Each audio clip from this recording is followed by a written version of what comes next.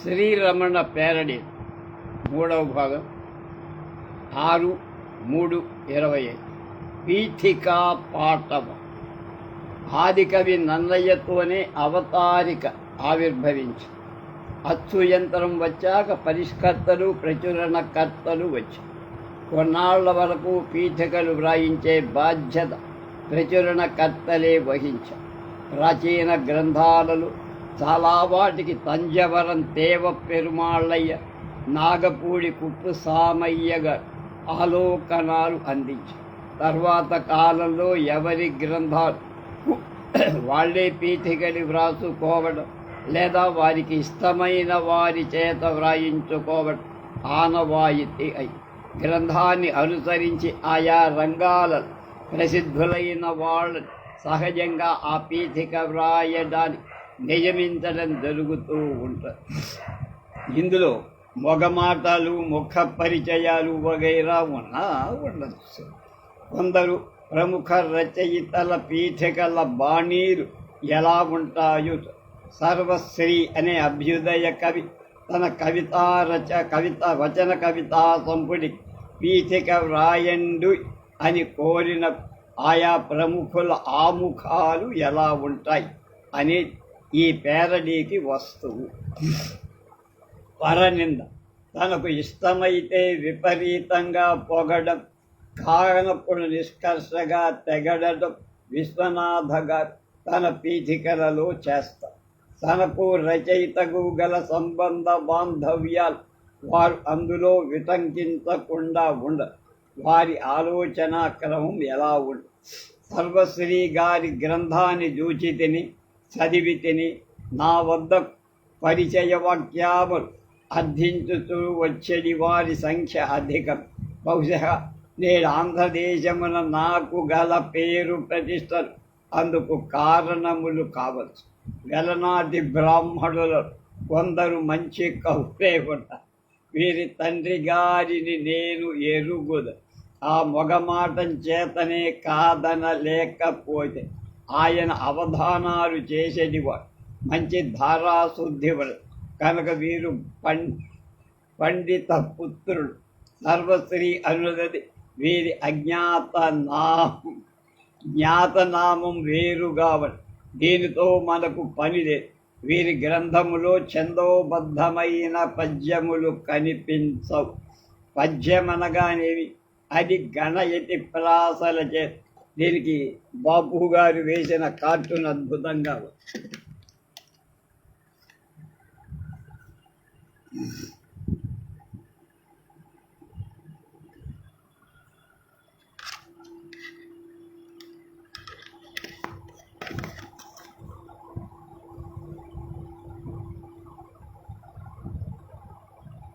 పద్యమనగానేమి అది గణయతి ప్రాసల చే నిబద్ధమైన ఒక ఛందఖండం. అందు భావము నిక్షిప్తం కావాలి. అందు కొన్ని వాక్యాలు ఉంటాయి ఉండును. వాక్యమునందు శబ్దములుండును, అచ్చులు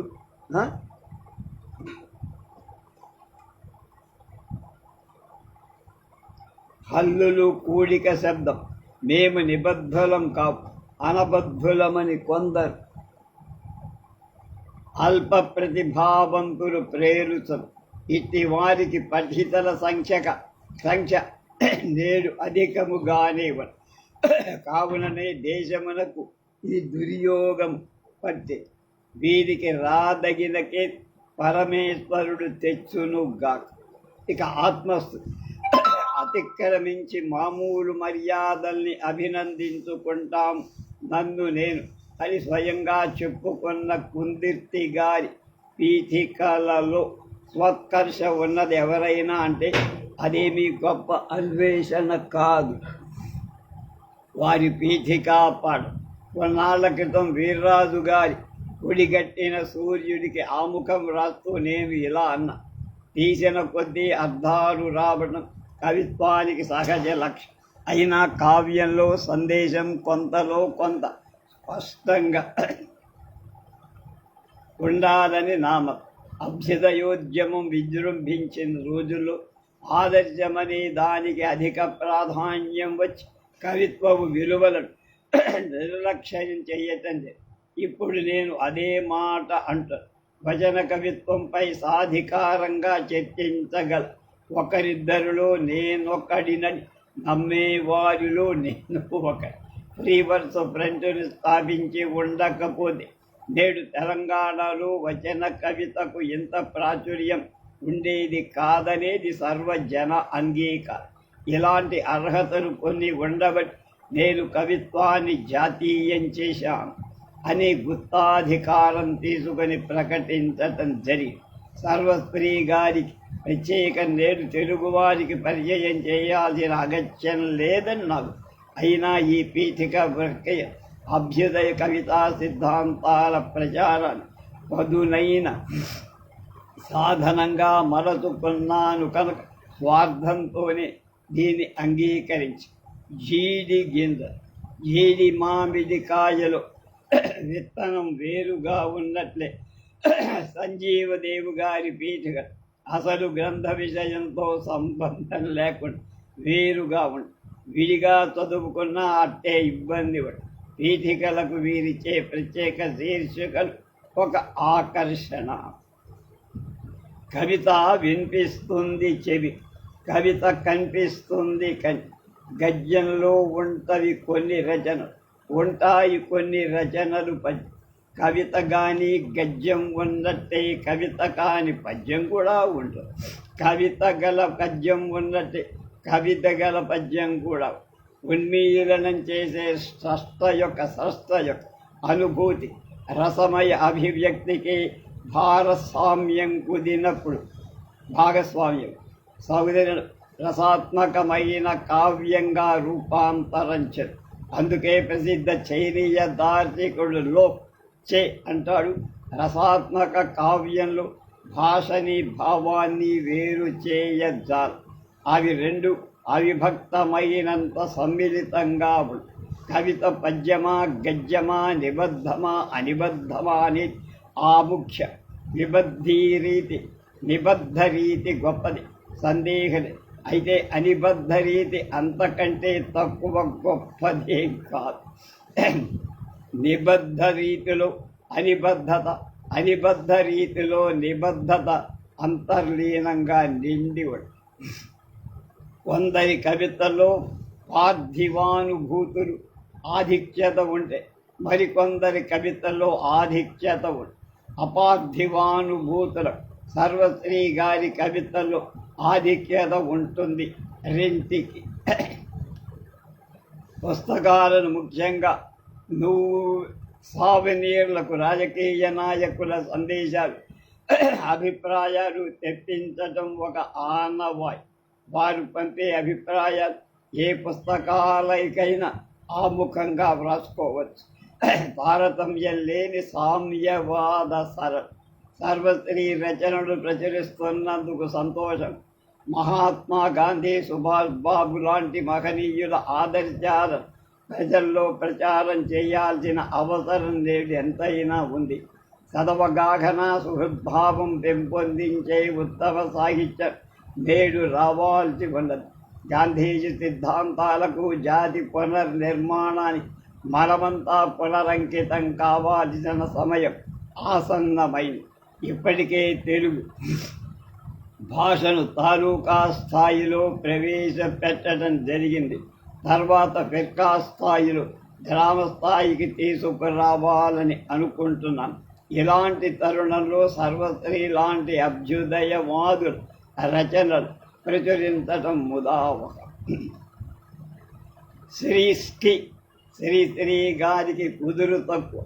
అసలు ఈ మెలిక షా, దానిపైనే గుడి, దానికి అడుగున కొయ్య గుర్రం పీఠంలా కరాబడి పోని ప్రక్కనైన వ్యాటి సీసాల పొట్టి గట్టిగా నిలబడగల అక్షరం ఉందా అంటే అది కూడా శ్రీ. ఇక శ్రీకి కుదురు ఎలా ఉంటుంది? అయినా యుగకలం ఆయన చేతిలో ఉంది. మరి ఆ కలం కదిలినా కక్కినా కూడా అందమే. 4 పుష్కరాల క్రితం ప్రజోత్పత్తి నామ సంవత్సరం కావచ్చు. అది సమాజ శ్రేయస్సు దృష్ట్యా సాహితీ యజ్ఞం చేయాల్సి శిష్లా పటాభి నారాయణ బాబు జరుక్ శాస్త్రి ఋత్విక్కులైన నేనేమో సోమయ ఛందస్సు బలిపశువై వరదాడని వేమనని ఆవాహన చేసి యజ్ఞానంతరం తెలుగు మాగాణం మక్కాకు పంటలతో సస్యశ్యామల ముక్కాకు పంటల సస్యశ్యామలమై ఇంకో రివల్యూషన్కి నాంది పడి ఛాందసులు ఫ్యాక్టరీ గొట్టానికి పొయిట్రీకి సంబంధం ఏమిటని సైరన్లుగా కూశారు. కవితా కన్యకు కోశ లేకపోతే అనర్థకం అన్నారు. సర్వశ్రీ గారి కవితా సంపడి ఈ శతాబ్దపు క్లాసిక్ అని చెప్పడం ఆత్మవంచన అవుతుంది. అయితే వచన కవిత్వపు ఆను పాను తెలిసిన రచయిత అని మాత్రం చెప్ప పరిశుద్ధ రచన ఎలా ఉంటుంది. ఒక క్రైస్తవ మతాచార్యుడికి పీఠిక వ్రాయుండని కోరినప్పుడు వారి శైలి ఎలా సహోదరుడైన సర్వశ్రీ గ్రంథము మిక్కిలి కొనియాడ తగినదై యొన్నది. పాపుల యొక్కయు జీవితము యొక్కయు దేశము యొక్కయు నిజమైన విషయములు ఇందు వ్రాయబడి ఇలాగున పుస్తకం ఉత్తమ గ్రంథాన్ని రచించడం సహచరుడుకు మిక్కిలిగా మీరు చేసిన వాడు అగుతున్నారు. మనుష్యుడు తన వివేకం కొలది పొగడబడు. నీతిని విత్తువాడు శాశ్వతమైన బహుమానమున ఇట్టి వ్రాతలు వ్రాయువాని తలమీదికి దీవెనలు వచ్చును. ఇలాగున ఈ యొక్క గ్రంథమును ప్రకటించుట మిక్కిలి ఉత్తమమయ్యడు. బైబిల్ శైలిని అనుకరించటానికే ఇది వ్రాశాను అన్నాడు శ్రవణ. పంచకోల కషాయం, 3 ప్రాంతాల మాండలిక, విప్లవ భావ, స్వీయ ప్రతిభ, ఈ 5 కలిసి పంచకోల కషాయం. కెవి రమణారెడ్డి గారి గద్య శైలి. కషాయం ఆరోగ్యానికి మంచిది కాదా అంటే మంచిదే. ఎదుటి గొంతు దిగేదాకానే ఇబ్బంది. వైద్యో నారాయణో హరి. దీనికి బాపు గారి అద్భుతమైన కార్టూన్.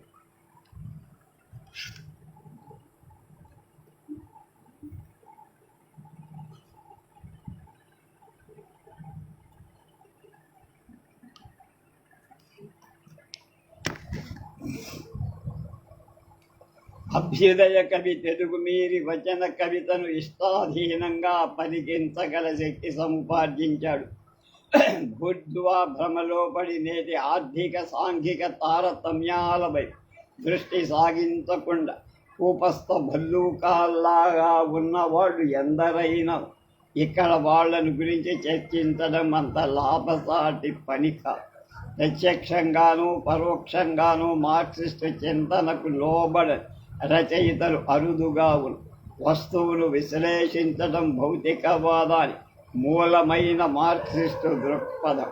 విప్లవ వాస్తవ విషయమైన వాటి ఆదర్శీకరించదు భాష. సామాజిక స్పృహ కవి మనస్సుతోటి సంధానించుకుంటే తప్ప ఆ కవితకు ఉత్తమత్వం ఆపాదించవచ్చు. తన సొంత ఇష్టాయిష్టాలు అతిక్రమించిన స్వవర్గ హద్దులు దాటి వాస్తవాలను కవి చూడగలగటం సబబు. గణాలు కట్టించుకుంటూ పద్యం వ్రాయటం మాత్రమే కవిత్వం అని త్రికరణ శుద్ధిగా నమ్మే సాంప్రదాయకుడు ఆనాళ్లలోనూ ఈనాళ్లలోనూ లేకుండా పోలా. పదకవితల్ని నాడు ముది వితులు విధవలంజలు అని స్తోత్రీయులు చెండుకు. సర్వశ్రీ గారి కవిత్వంలో నాకు స్పష్టంగా 2 కొరతలు కనిపిస్తాయి. స్థాళీపులాక న్యాయం. కొందరు మరీ పెద్ద పండితులు, వారు కూడా ఈ గ్రంథానికై ఇమిడిపోయే పీఠకులు వ్రాయగలరు. వీరికి సమయాభావం, అనారోగ్యం ఎప్పుడూ ఉండేవి. వీళ్ళు మనం వ్రాసే లేఖల్ని కూడా స్థాళీపులాక న్యాయంగానే చదువుతారు. సర్వశ్రీ విరచితంబైన గ్రంథరాజము మాకు ముట్టినది. సమయాభావం చేత స్థాళీపులాక న్యాయంగా చదివియుంటివి. ఎందు గవి నేటి అంగిక విషయాలు తన కవితలో జొప్పించి రక్తి కట్టించినాడు. వీరి కల్పన చతురత మిక్కిలి ప్రశంసనీయం.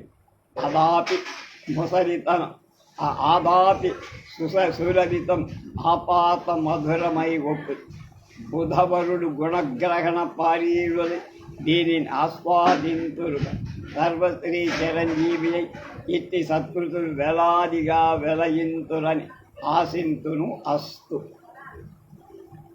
ఇక గులాబీని వర్ణించమంటే ఎవరెవరు ఎలా వర్ణి కవితా వచన కవితా ప్రక్రియ ఇంత వటువు అంతయినట్టు అర్ధశతాబ్ది కాలం దేశం పట్టనంతగా ఎదిగి ప్రాచీన కావ్యాల కవితా రీతిని కౌలుకు పుచ్చుకునే వాళ్ళ సంఖ్య పడిపోయి మౌలిక రచనలు చేసే నవ్యుల సంఖ్య పెరిగి వీరిలో కొందరు మాత్రమే వచన కవితలలో తమ సొంత ముద్రలు బలంగా వేసుకోగలిగారు. ఇలాంటి కొందరిలో కొందరిని అనుకరిస్తారు. గులాబీ పువ్వు కవితా వస్తువైతే ఆయా రచయితల వచన కవితా రచన ఎలాగ సాగుతుంది అనేది పేరడి అంశం. పఠాభిపంచాంగం అచ్చంగా కవిత్వం రాస్తే ఆయుక్షీణమని నమ్ముతున్న రోజుల్లో నిర్భయంగా పద్యాల నడుములు వెలగదన్నినవాడు తిక్క వరకు పటాభిరామిరెడ్డి. మంచి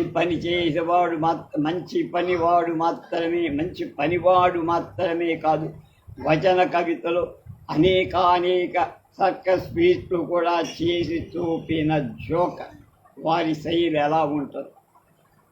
లాబీలో ఉదయాన వీర్సిన రీకింద చాలు. ఈవినింగ్ మెరీనాలు మెరిసిన రోజు లిప్ దోయి వలె అంటే పెరిమల్ల.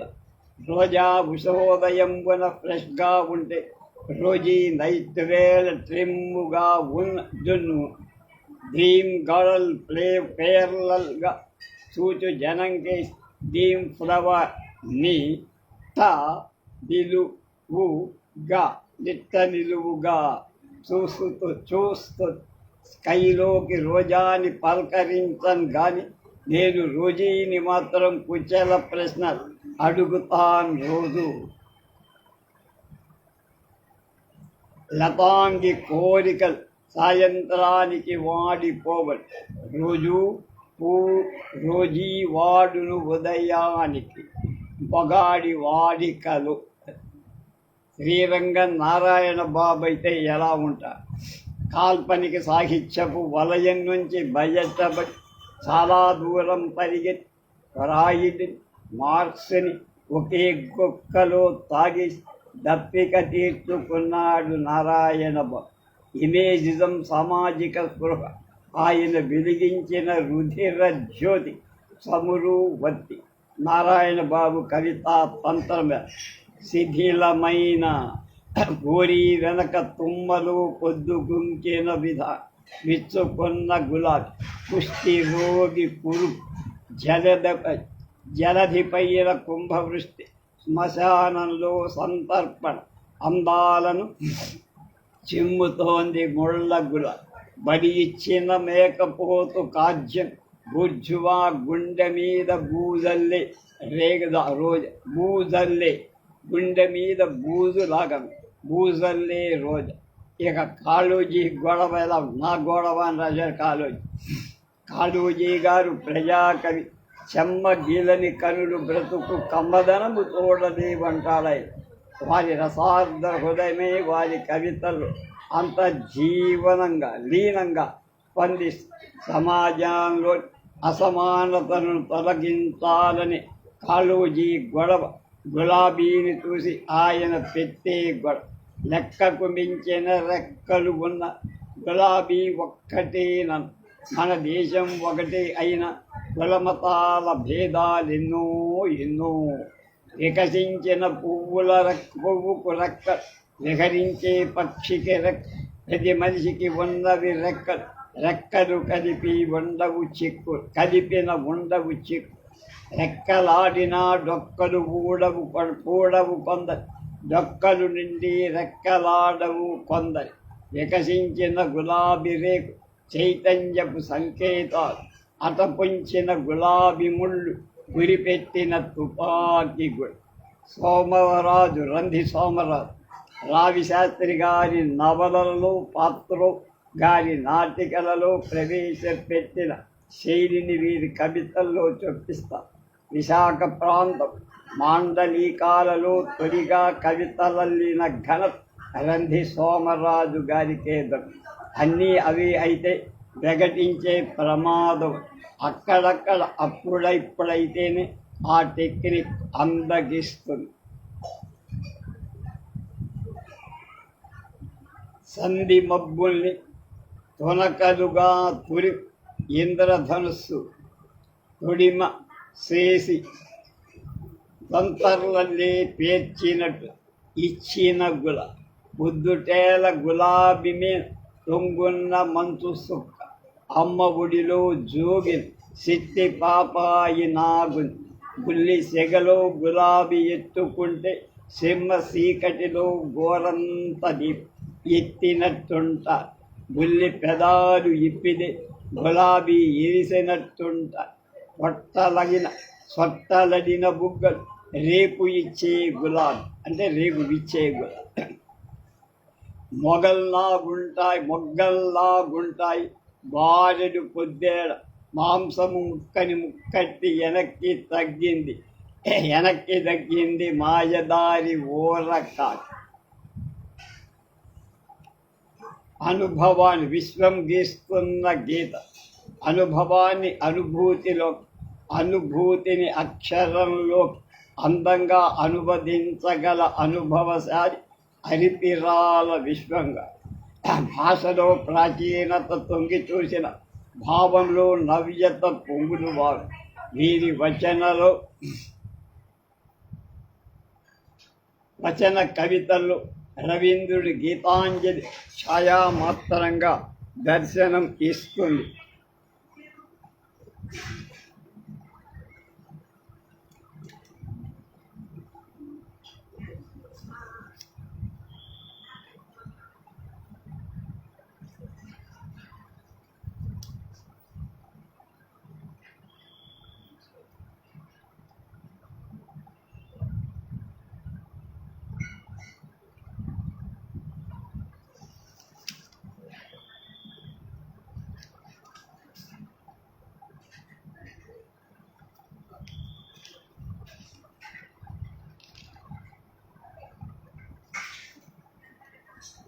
ఏ అక్షర కన్య మధురాధరాల నుండి తొణికిన హసిత తరంగానివి, ఏ సంకల్ప సిద్ధుని ఫలించిన కోరికవులు, నా గుండె అంతున కరడుగట్టిన వాంఛ చెమ్మగిలినై నీ రాకతు.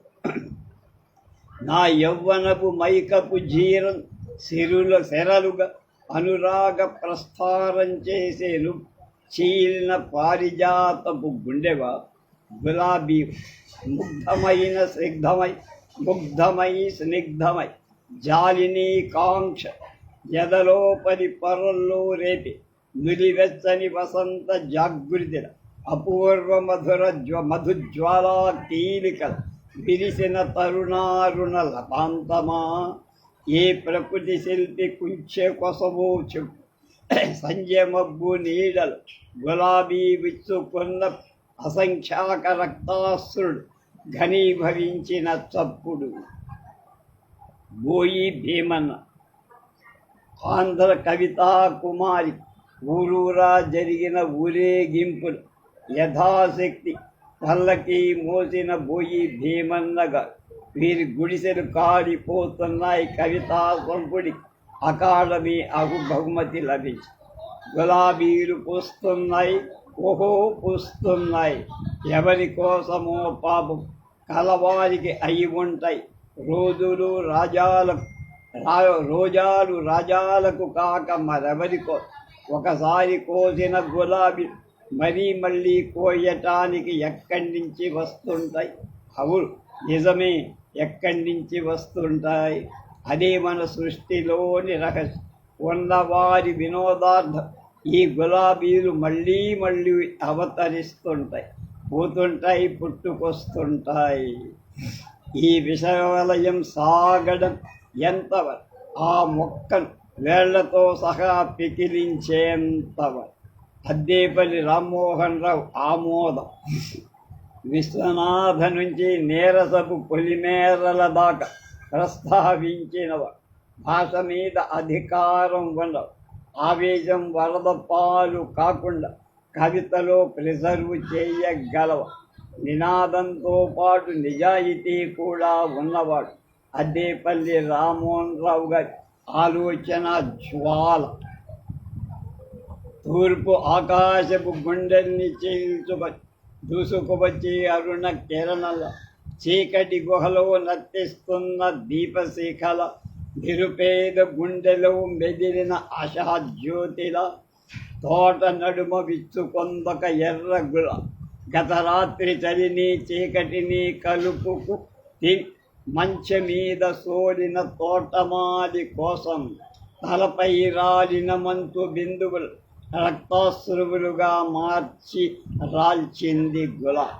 రుధిర జ్యోత్స్నను కురిపించే అక్క బింబర్ల పురోగమిస్తూ ప్రజాకోట్ ముక్తంగా ఆలపించే విప్లవ గీతంగా నెచ్చుటి మడుగులోంచి హఠాత్తుగా అవతరించిన విస్ఫులింగమై ఘనీభవించిన ఎర్రధనం తోటంతా తానే అయి శిరసెత్తింది ఎర్రగుల.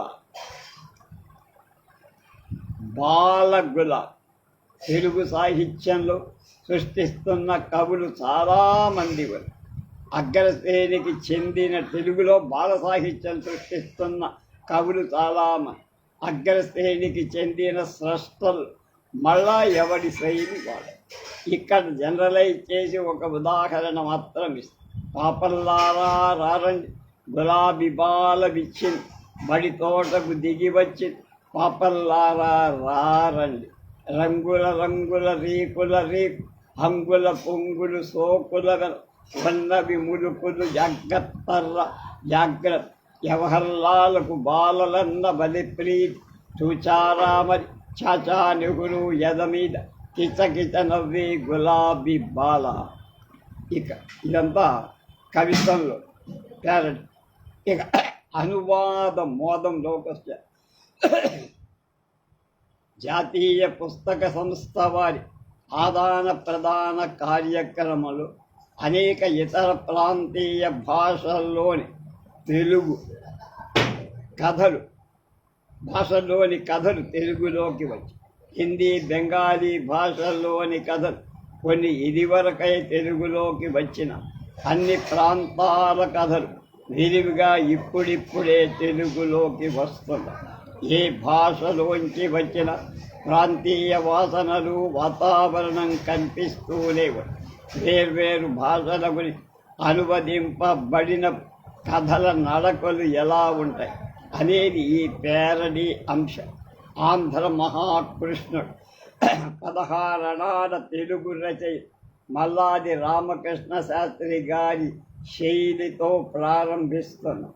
స్వామి శాస్త్రి ఇంకా పావడం దగ్గరే ఉన్నావసోయ్.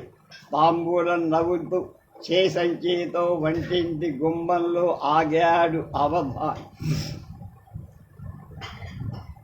మా పాలేరు గుమ్మడి పండుని గుమ్మంలో దొర్లించి వెళ్ళాడేమో అనుకుని నువ్వుతో అవధాని లోపలికి రా. ఆరసున్నాలాగా ఓరగా చూశాడు స్వామి శాస్త్రి. నువ్వు లేవు, ఓడగొట్టిన నాగడి దుంపలాగా. ఈ చమత్కారాలకి కానీ తొందరగా అగుపోసన పడుదు. కూర్చో అన్నయ్య అంటూ కామేశ్వరం గోడవార పీట తీసి వాల్చి పావడం బొట్టు పెట్టి వారివేణం ఉద్ధరణం సర్దుబాటు చేశాడు. ధోబడి ముడి వదులుగా వేసి ఆసన శుద్ధిగా కూర్చున్నాడు స్వామి. ఇవాళ మీ చెల్లెలు మెత్త గోంగూర పురం పెట్టి పుటం పెట్టి పప్పులో కలిపి కలగ రవ్వంత వెన్న నాలిక్కి రాసుకుంటే చూసి మంచి వనరుగా ఉంటుంది. ఓ పట్టు పట్టరాదు. అదొక్కటే తక్కువ. శాస్త్రుడు కోర్టు వ్యవహారం అంటే గోంగూర కాదు, ఆబ్దికాల కన్నా ఆగుతాయేమో కానీ కచేరీలో వాయిదాలు ఆగు. జడ్జి గారైతే మాత్రం చెయ్యి తెప్పకుండా ఎట్లా తిరుగుతుంది మీరు నిదానంగానే కూర్చోండి అంటూ కామేశ్వరం ఉసిరికాయంత వెన్న మారు వడ్డించి 4 అన్నం మెతుకులు కప్పి మరీ వెళ్ళింది లౌక్య. అయినా నిన్నని ఫాయిదా ఏముందిలే, భోజనం మీద నీకెంత ప్రీతే లేకపోతే ఆనాడు చివుకల వారింట్లో వారము నిలిచేది, 10 పన్నాల వేదము అబ్బేది నిట్టూపుగా అన్నాడు అవధాన్. ఇప్పుడేం పోయింది లేదు, ముష్టి అగ్రహారం పోయింది అంతేగా. కాలం వస్తే ఏది ఆగదనుకో, తెల్లవాడికి రాజ్యం పోలా. అవధాని, ఈ పోతుకోలు కబుర్లకేం కాదు, గోంగూరలో 4 ఆనపకాయ ముక్కలు పడే దాని రుచి దానిది. గోగాకులో కాకరకాయ కూడా బాగానే పొసుగుతుంది, గుర్తుంచు. ఇవన్నీ నాకెందుకు, ఆనక బోనెక్కి ఆ ముక్కలే జడ్జి గారికి చెప్పు. హిందీ మూలం కిషన్ చందర్, తెలుగు చేత అరిగెపూడి రమేష్ చౌదరి. గంగారాం గట్టిగా పిలిచాడు రమణీలాల్. లోపలికి వచ్చి సదర మీద కూర్చో అన్నయ్య, గంగారాం రోటీ తింటున్నాడు అంది మోతీ ఘూంఘట్ సవరించుకుని. రమణీలాల్ లోపలికి వచ్చి పద్మాసనం వేసి కూర్చొని గంగారాం సుకా రోటీలో ఉల్లిపాయ నంచుకొని తింటున్నాడు. గంగారాం కళ్ళలోకి సంతృప్తి, రమణీలాల్కి ఆశ్చర్యం కలిగి. ఏం లాభం, తనకి ఖజానా ఉంది, ఇల్లుంది. ఆ మాటకొస్తే తనకి లేనిదేముంది. మోతీలాగా సుకా రొట్టెలు కాల్చి లోటాలో లస్సీ కలిపి ఇచ్చే మనిషి ఏది? నిజానికి ఇల్లాలు లేని ఇల్లు, దేవుడు లేని దేవళల్లాగా వెలగలపు. రమణీలాల్ ఆలోచనలకు అంతరాయం కలిగి మనం కచేరీ వేళ్లకు వెళ్ళగలమా అన్నాడు గంగ. ఓ నిక్షేపంగా, మన టాంగా గుర్రం కుంటిది కాదు భాయ్, అబల రెక్క వేస్తే అరక్షణలో కచేరీ ముందు ఆగదు అన్నాడు రమణీలాల్. తమిళాఖిలన్, తమిళ మూలం అఖిలన్, తెలుగు చేత డాక్టర్ చల్లా రాధాకృష్ణ శర్మ. ఏడుమలైకి సోమరిపోతులంటే మహా చెడ్డ కోపం. ఏడుమలై తేనెటీగలా ఎప్పుడూ హడావిడిగా ఉంటుంది. కుంచిత పాదం బద్ధకస్తుడే కాదు, సరికదా తిండిపోతు. ఉచిత పాదానికి పాటు మీద కంటే సాపాటు మీద శ్రద్ధ ఎక్కువ. ఏదో జంఝాల సినిమాలో శ్రీలక్ష్మి బ్రహ్మానందాన్ని కుంచిత పాదం అంటుంది. పచ్చని అరిటాకులో దండిగా తెల్లని అన్నం రాశిగా పెట్టించుకొని మధ్యలో సాంబారు పోయించుకో. అన్నంతో కట్టిన గురుగు నిండితే అప్పుడు ఇంకా జుర్రుకోవడ. ఈ తిండి మీద చూపించే శ్రద్ధ వ్యాపారం మీద నిలిపిదే. ఈ పాటికి కోటికి పరిగెత్తేవాడివి అన్నాడు ఏలుమలై వెండి పెట్టెలోంచి తమలపాకులు తీసి సున్నం రాస్తూ. నువ్వు ఈ పంట నవలడం దానిస్తే ఈ పాటికి పెద్దదయ్యిన ఇల్లు కట్టేవాడి అని గట్టిగా నవ్వాడు కుంచితం. వాళ్ళిద్దరూ సుగంధ ద్రవ్యాలు విదేశాలకు పంపే కంపెనీలకు భాగస్వామి. అయితే వాళ్ళిద్దరికీ వ్యాపారంలోనే కాదు, ఇంకో వ్యవహారంలో కూడా వాటా ఉంది. అది అందరికీ తెలియదనుకోండి. ఆ రహస్యాన్ని రహస్యంగానే ఉంచిన ఖ్యాతి మాణిక్యమ్మకే చెందుతుంది. కన్నడ మూలం త్రివేణి, తెలుగు అనువాదం శార్వాణి. కాఫీ తోటలు వచ్చాయంటే చిక్కమగళూరు వచ్చినట్లే గుర్తు. గణగణమని మెల్లో గంటలు చప్పుడు చేసుకుంటూ వడివిడిగా పరిగెత్తిస్తున్న ఎర్రటప్ప నల్ల సొప్ప ఆ మైసూరు ఎద్దుల జత నందుండయ్యకి కుడికన్ను ఎడమ కన్ను లాంటి. వాటిని ఇంకొకరు తోలడానికి అంగీకరించడు నందుండయ్య. వాటిని పరడాతో కొడతారేమో అని భయం, స్వయంగా తోల. అవి అంతే, అతని కనుసైగలో నడుచుకుంటాయి. సూర్య భగవానుడు నడినెత్తిక చేరుకుంటున్నాడు. బండిని రోడ్డు పక్కకి తీసి చెట్టు నీడన ఆపారు. అప్పుడే మన హళ్ళీ వచ్చిందా? అంటూ బండిలో కులుపు తీస్తున్న శివదేవయ్య ఆవరిస్తూ అడిగా. అల్లే రాలేదు కానీ దానాకి వేళ అయింది, దిగు దిగు అని శివదేవయ్యని హెచ్చరించాడు. బండి జల్లాలోంచి ఉలవ గుగ్గిళ్ళ మూట తీసి 2 భాగాలు చేసి బసప్పలకు దాణా అందించాడు. దేవయ్య, మనం కూడా 4 మెతుకులు నంజుదామన్నాడు నంజుండయ్య. పంజాబీ మూలం కర్తార్ సింగ్ దుగ్గల్, తెలుగు సేత హుషారా. సుందర్ సింగ్ బందిపోటు దొంగ అయిన అతనికి హృదయము. తప్పనిసరి అయితే ఎవరినైనా వీపు మీద పొట్ట మీద మాత్రం కొట్టకు. తండ్రి మాటలు ఎప్పటికీ సుందర్ సింగ్ చెవుల్లో రింగుమంటూ ఉంటాయి. మధ్యాహ్నం ఎండ కొండరాళ్లను సైతం పగలగొట్టేలా చేతులు వెనక్కి పట్టుకొని గంభీరంగా కొండ వైపుకు నడుస్తున్న తన యజమాని సుందర్ని చూసి పెద్దగా సకిలించింది రజియా నమ్మకమైన అశ్వం.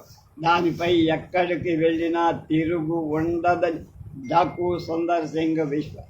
మొరసంచిలో 2 ఉడకబెట్టిన బంగాళాదుంపలు తీసి మిరియప్పొడి చల్లుకొని ఒకసారి వేసుకొని కడుపు నిండా నీళ్లు తాగాడు సుందర్.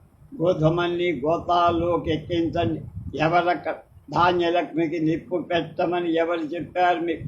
4 అంగల్లో గోధుమ రాసి దగ్గరకు సుందర్ సింగ్ అనుచరులంతా శిలా ప్రతిమల్లా నిలబడి, మల్లేవు మీకు ఎన్నోసార్లు చెప్పారు, మీరు బతకండి, ఇంకా 4 బ్రతికించ, కానీ ఇలా తగలపెట్ట. సింహం గర్జించినట్టు, ఐరావతం ఘీంకరించినట్టు ఉందా అరుపు. గోధుమ రాసి నల్లని మసి కుప్పలా మారి బలదేవ్ చెంప చెల్లుమ తలదించుకున్నాడు సుందర్ సింగ్. అంతా నిశ్శబ్దం. మలయాళ మూలం శంకర్ కులం, తెలుగు సేత నరసింహారావు కేవీఎస్. నేలలోంచి పుట్టుకొచ్చిన కుక్క గొడుగుల్లా ఉన్నాయి ఆ బెస్తవాళ్ల గుడిసె. అంత దూరానికే ఎండు చేపల వాసన కొట్టు. ఎండు చేపల్ని లారీల నిండా కొని పట్నంలో ఎక్కువ ధరకి అమ్ముకోవడం సలాబుద్దీన్ వ్యాపారం. బెస్తవారి కష్టాన్ని ప్రాణాలొడ్డి వాడు సముద్రంతో పోరాడి పట్టిన చేపల్ని సునాయాసంగా లారీలో తీసుకెళ్ళి సొమ్ము చేసుకునే సలాబుద్దీన్ లాంటి దళారీలంటే కొరియా కోస్కి చంపెయ్యాలన్నంత. శనకమ్మ కొరియన్ కోస్ లారీ డ్రైవర్ థామస్ మంచివాడులా కనిపిస్తుంది. అతను కూడా కొరియా కోస్ ఇంట్లోనే ఉంది. అమావాస్య చీకటి, సముద్రం పోటు మీద ఉంది. విరిగిన కెరటాల చప్పుళ్ళు బెస్తవాడలో పురుగు జరుగుతున్నట్టు ఉంది. తలుపు కొట్టాడు సలాబుద్దీన్. శనకమ్మ తలుపు తీసి రొయ్య పప్పు వేయించి పెట్టాలి, వేగిరమ్మన్నాడు సలాబుద్దీన్. బాగా తాగిన మైకంలో ఉన్నాడు. శనకమ్మ గుమ్మల్లోనే నిలబడి ఆవ నూనెలో వేగిస్తే రుచి బాగా ఉంటుంది శనకమ్మ అని మైకపు స్వరం కూలిపోతూ అంటున్నాడు సలాబుద్దీన్. బెంగాలీ మూలం ఎస్ఎన్ చలోపాధ్యాయ, తెలుగు సేత అమరేంద్ర. చందినీపూర్ సంస్థానాలు ముఖర్జీ గారి మాటకు విలువ. ఆ ఊరి సంస్కృత పాఠశాల ప్రధానోపాధ్యాయుడే కాళీమాత ఆలయానికి పూజారిగా ఉండడం దివాణంలో అనాదిగా వస్తున్న ఆచారం. నవలి సురేంద్రుడు వయసులో చిన్నవాడైన అటు సంస్కృత పాఠాలు చెప్పగలడు, ఇటు పూజారి విధానము తెలుసు. దివాణంలో కుదిరిన కొద్ది రోజులకి 4 చేత మంచి అనిపించుకొని సురేంద్రుడు యామినీదేవి అతనికి తగిన అనుకున్న సురేంద్రుడు యామినీదేవి అతనికి తగినది. రోజు ఉదయమే కాళీమాతకు నైవేద్యం తీసుకువెళ్తాడు. ఊరి వాళ్ళు తలకొకరు ఒక భాగం చొప్పున అమ్మవారికి చేయించే ఆనవాయితీ చందినీపూర్లో. ఒకరోజు చక్కెర పొంగల్, మరో దినం దద్దోజనం, ఇంకో రోజు పొలగం. ఇలా జరిపిస్తూ ఉండటం దివా. కోవెలలో పంచిపెట్టాక మిగిలిన ప్రసాదం ఇంటికి తెచ్చేవాడు. ఆ పూటకి వాళ్ళిద్దరూ దాన్ని భోజనంగా పెట్టుకొని ప్రసాదం రోజు దివాణాన్ని వెండి పాత్రతో పంపేవాడు సురేంద్ర. ఆ రోజు ముఖర్జీ మాటలకు సురేంద్రుడు అప్రతిభుడై అలాగే నిలబడి మూల రచయిత పేరు, అనువాదకుల పేరు కేవలం సహజత్వం కోసమే పెట్టడం జరిగింది. అవి నిజమైన పేర్లు కావాలి.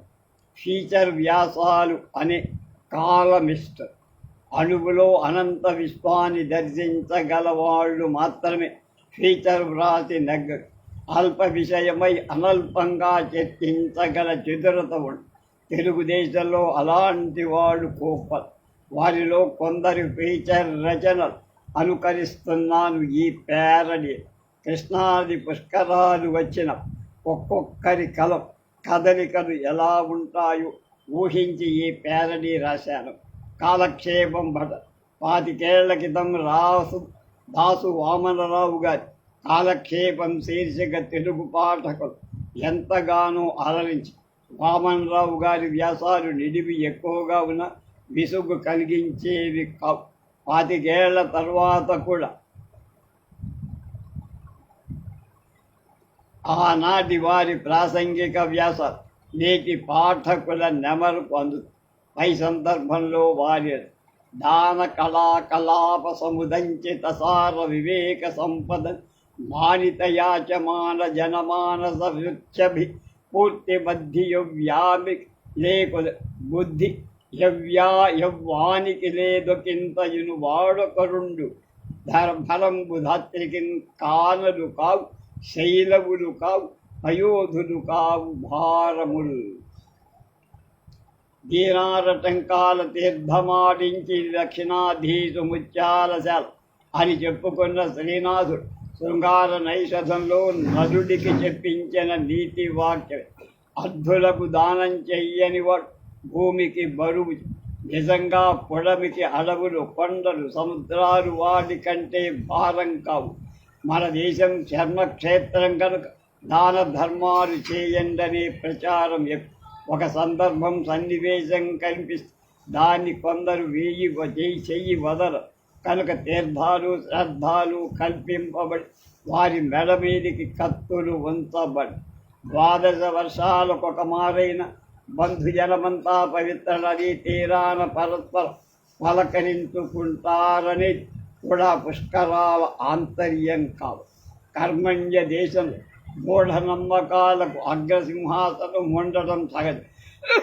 పుష్కరాల తీర్థానికి వచ్చిన ఒక బ్రాహ్మడు నదిలోకి స్నానానికి దిగు తన రాగి చెంబు నది ఒడ్డున ఇసుకలో జాగ్రత్తగా నిక్షిప్తని గుర్తు కోసం పైన తడి ఇసుకతో లింగాకారాన్ని తయారు. ఆయన వీరశైవుడు కూడా. అయ్యవారు చేశారు, మనం చెయ్యాల్సిందే అని తీర్థానికి వచ్చిన వారంతా తడి ఇసుకతో లింగాకారాలు తయారు నదిలో దిగటం మొదలు. వీరశైవుడు స్నానం ముగించి ఒడ్డుకు వచ్చేసరికి ఏముంది?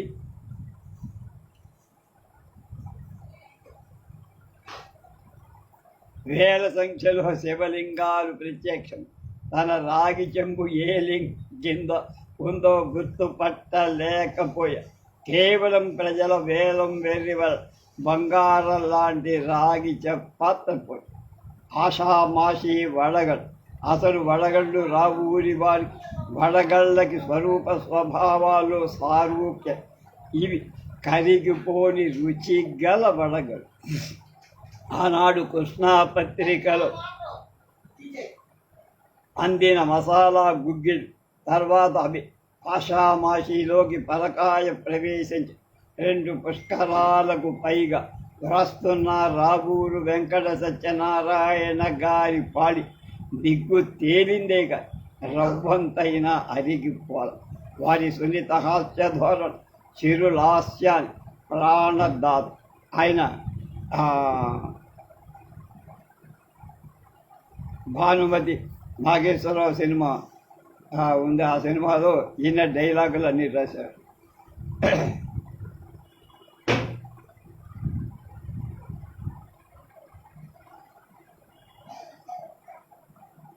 చక్రపాణి ముందుగా చెప్పి వచ్చేది తెది కుంప కుల్లేటి సంతటి ముందుగా చెప్పి వచ్చేది తిది, చెప్పకనే దిగితే అతిథి.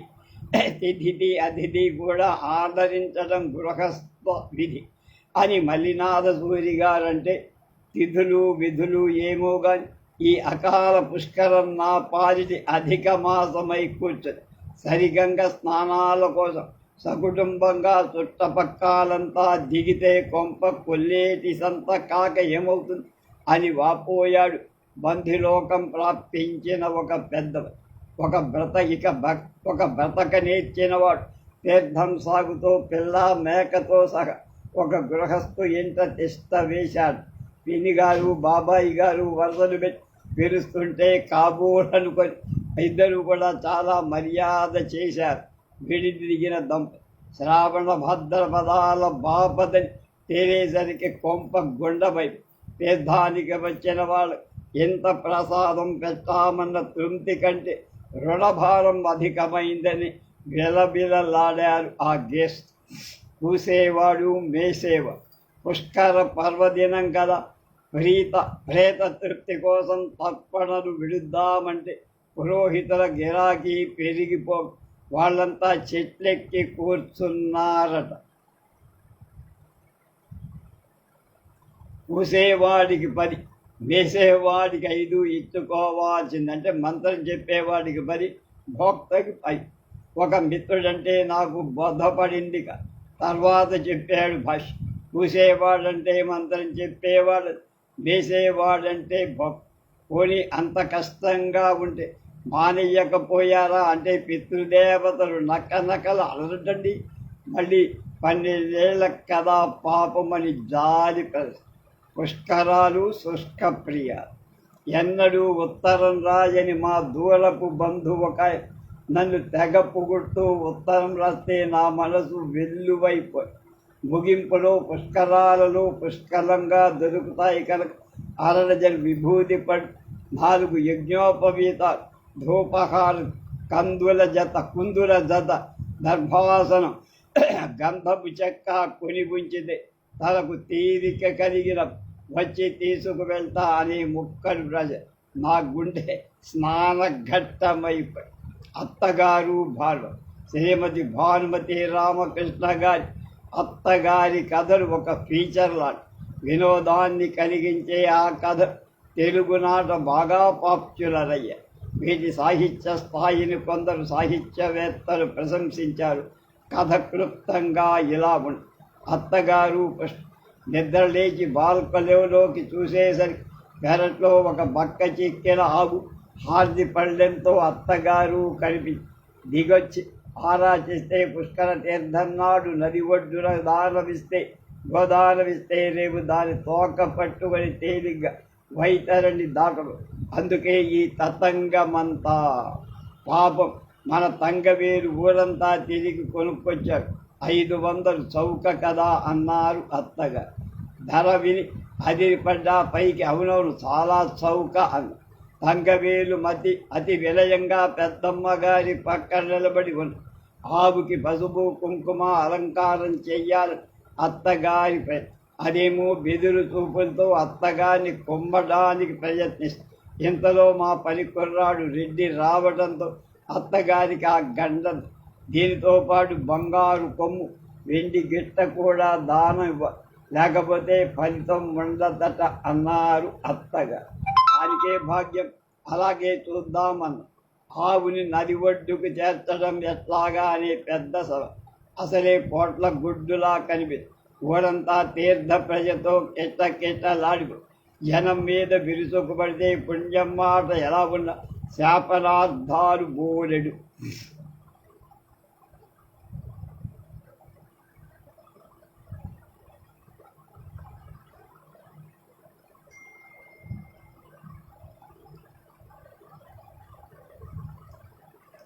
ఇంతలో నాకు మెరుపు లాంటి ఆలోచన.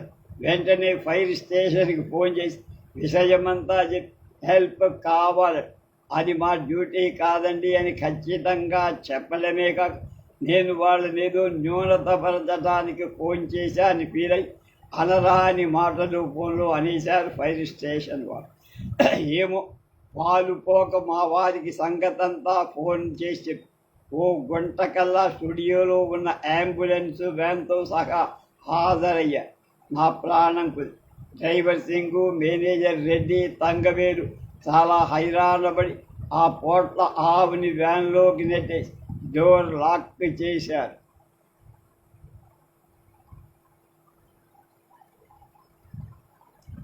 మేమంతా క్యాబిన్లో కూర్చొని దారి పొడవునా హఠారీ పిక్చర్స్ చూస్తున్నట్టు ఫీల్ అయ్యా. కొమ్ము పోట్లకు వ్యాన్ అద్దాలు రెండు పగిలిపోయి పెంకుల రోడ్డంతా పడి వ్యాన్ గోమయంతో పునీతమై దానం పుచ్చుకునే బ్రాహ్మణ్ణి కూడా తంగవేలే మాట్లాడి నది దగ్గరకు తెచ్చి ఎట్లాగో క్రతువు అయిందనిపించాం. అతి కష్టం లేదు. నిజంగా వైతరిని దాటినట్లే సంతృప్తి చెందారు. 1000 రూపాయలు ఖర్చయిన ఆమె తృప్తిని చూసి సంతోషించాను నేను, మా వాళ్ళ అబ్బాయి. మర్నాడు తెలిసింది ఏమిటంటే వీధుల్లో కాగితాలు, సినిమా పోస్టర్, ఫిలిం మొక్కలు తింటూ తిరిగే ఆవుని తంగవేలు పట్టుకొచ్చి ఈ కథ నడిపాడని. దానం పుచ్చుకున్న సద్బ్రాహ్మణుడు తంగవేలు తమ్ముడే. అయితే ఇప్పటికీ ఆ నిజాన్ని మా అత్తగారి చెవిన వెయ్యల. నేను గోదాంలో కలిగిన ఆమె సంతృప్తిని పోగొట్టడం ఇష్టం లేక. రాజహంస చిత్ర సమీక్షకులు ఎందరూ ఉన్నా అందరిది ఒకే వాణి, ఒకే బాణి. వీరు బాకీలోని గుణాలను మాత్రమే స్వీకరించే సినీ మానస సరోవరంలో ఈదులాడే రాయన్స్ వారి సమీక్ష ఇలాసం. అశేష ప్రజానీకం ఎన్నాళ్లగాను ఎదురు చూస్తున్న కృష్ణా పుష్కర ఆంధ్రుల అభిమాన నగరమైన విజయవాడలో భారీ ఎత్తున ప్రారంభమైన ఈ పుష్కరాలు భారతీయ సాంప్రదాయానికి అద్దం పట్టే తీరులో జరుగుతుంది. భుక్తి ముక్తి రక్తి మేళవించుకొని ఈ సన్నివేశం కృష్ణానది చరిత్రలో ఒక మైలురాయి కాగలదనడంలో సందేహం. కిక్కిరిసిన యాత్రికులతో నగరం మనోహర దృశ్య కావ్యంలాగా. ఆరోగ్య సిబ్బంది, పోలీసు దళాలు, హోంగార్డులు తమ అవధుల మేరకు కృషి చేస్తారు. ఇతర స్వచ్ఛంద సంస్థలు కూడా తమ ధ్యేయాలకు న్యాయం చేకూర్చాయి. 12 ఏళ్ల తర్వాత వచ్చిన ఈ తీర్థం అందరూ సకుటుంబంగా సేకరించది. పురాణం ముచ్చట. సుబ్రహ్మణ్య శర్మ ఇంటి పేరు పురాణమైన మనం భయపడాల్సిన పల్లె. రచనలో ఆ ఛాయలేవి కనిపించక ఇది కేవలం నేతి బీరకాయ లాంటిదేమి అని హాయిగా గాలి పీల్చుకుంటారు. అశాంతం చదివిన పని. తెలుగు జనం నేనేది వ్రాసినా చదివేస్తారో అనుకొని వ్రాసినవి బహుకొద్ది అయినా వాటిల్లో కూడా కొస మెరుపు ఉండనివ్వండి. వీరి శైలి మా చెడ్డ సరదాగా ఉంటుంది. అసలు వింటర్లో తీర్థాలు, వేసవిలో తిరునాళ్ళు రావటం ఏం బాగోదు. తారుమారైతే లబ్ధుగా ఉంటుందని ఘంటాపథంగా చెప్పరు. దీని కారణాలు తీర్థ ప్రజలలాగా అనేక. అవన్నీ చెప్పాలంటే పుష్కర కాలం పడుతుంది. పుష్కర తీర్థం వల్ల పుణ్యలోక ప్రాప్తి మాట ఏమో కానీ నా మటుకు నాకు కాలమానంతో కొంటే గుర్తుగా ఉండి చాలా సర్వీస్ చేస్తాం. మా నానిగాడు పుట్టి సరిగ్గా పుష్కరం. మా ఇంటాయన వేయించి కిందటి పుష్కరాలు. పక్కింటి మాస్టర్ రిటైర్ అయి పుష్కరం. ఇంకా పింఛన్ మంజూరు కాదు.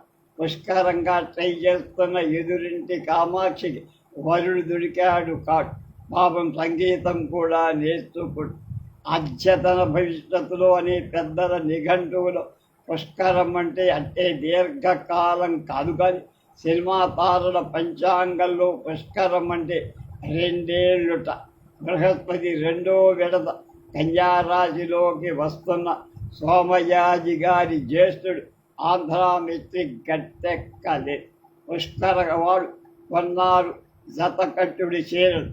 మహా తెంపుగా అంటుంది సంసార చిత్రం సెకండ్ హాఫ్లో ఓ బెటర్ హాఫ్. ఇంకా నయం జన్మకో శివరాత్రి కాలే సంతోషించు అనగలిగిన హీరోలు అరుదుగా లేకపోలే.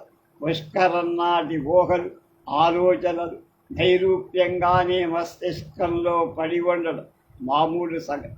ఓ కార్డు మొక్క గుడివాడ నుంచి బెజవాడ రావడానికి పుష్కర కాలం పట్టింది అంటే మీరు ముక్కు మీద వేలు వేసుకోవాల్సిన పని లేదు. బంధువుల తాకిడికి తట్టుకోలేక ఒక ప్లాట్ ఈ నదుల్ని కూడా కంకర్ రోడ్డులా, కరెంటు తీగల్లా వాడవాడలకి విస్తరింప చెయ్యాలని, లేకపోతే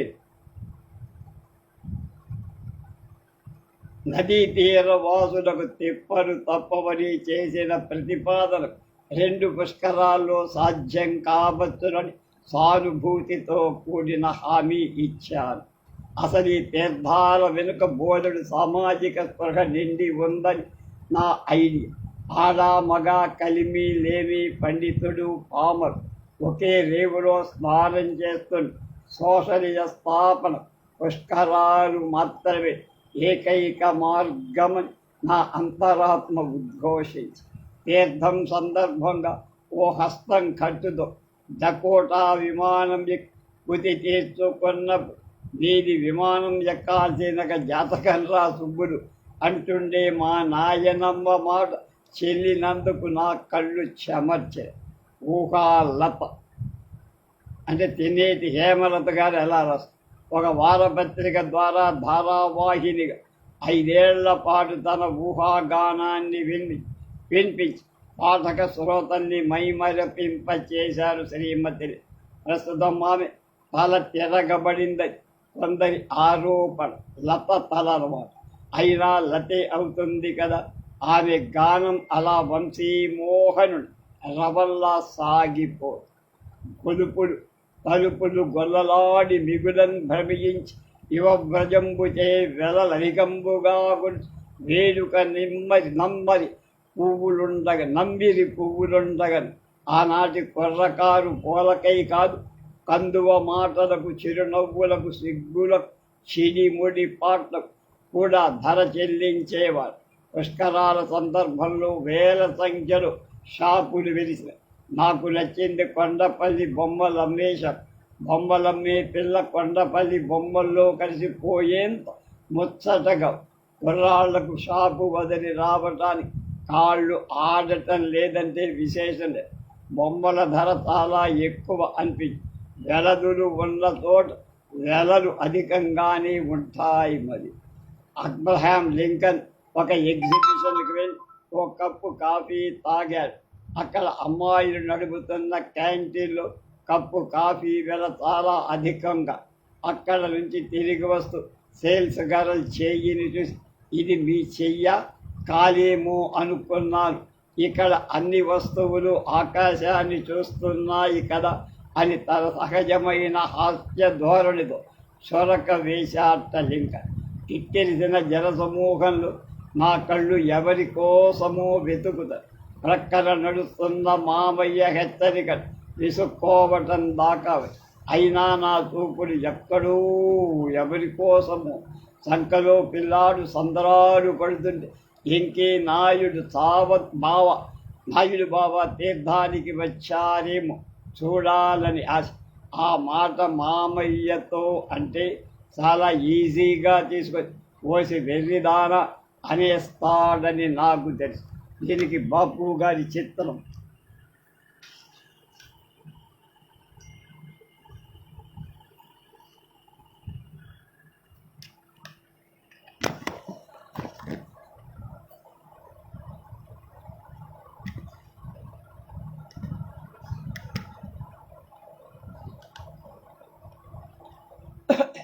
అవి ఈనాడు రేపు ప్రముఖులు ప్రేమ లేఖలు రాస్తే ఎలా ఉంటుంది అది రేపు తెలుసుకో.